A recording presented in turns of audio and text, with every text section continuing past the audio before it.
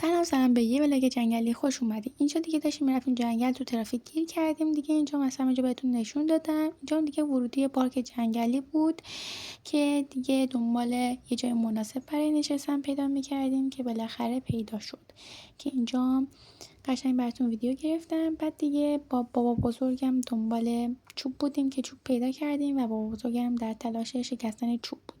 اینجا داشتم جایی که میخواستیم بشینیم و تعویض کردم و لطفا محیط زیست رو نریزید.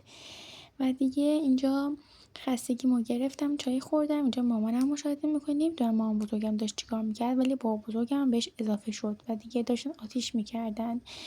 و دیگه منم میخواستم میکاپ کنم که روژگونه زدم و ریملم رو از قبل توی ماشین زده بودم و اینجا خیلی صحبت میکردم و دیگه روژگونه رو به دماغم زدم و همه جا رو فید کردم و دیگه عینکم رو دادم به خالم. بعد هایلایتر زدم به گونه ها.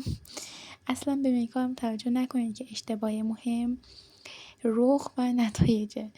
دیگه اینجا بفهم لطفا به بزرگی خودتون ببخشید. دیگه نمیدونم چی زدم به پشت پلکم و دیگه کار رو با یه لیپ گلاس تموم کردم که اینجا چوسی می اومدم با لیپ گلاسم و دیگه موهامو شونه کردم با اسپری که میدونید عصای دست منه دیگه. بعد 2 ساعت شونه کردن بعدش دیگه رسیدیم که موهامو بستم و دیگه با دیسپلش زدم و اکسسوریمو بستم و دیگه اینجا نشستیم غیبت کردیم و چای شکلات خوردیم. بچه‌ها این ولاگ خیلی طولانی شد، منتظر پارت 2 باشید. ماچ بهتون تا یه ویدیو دیگه با من. خدافظ.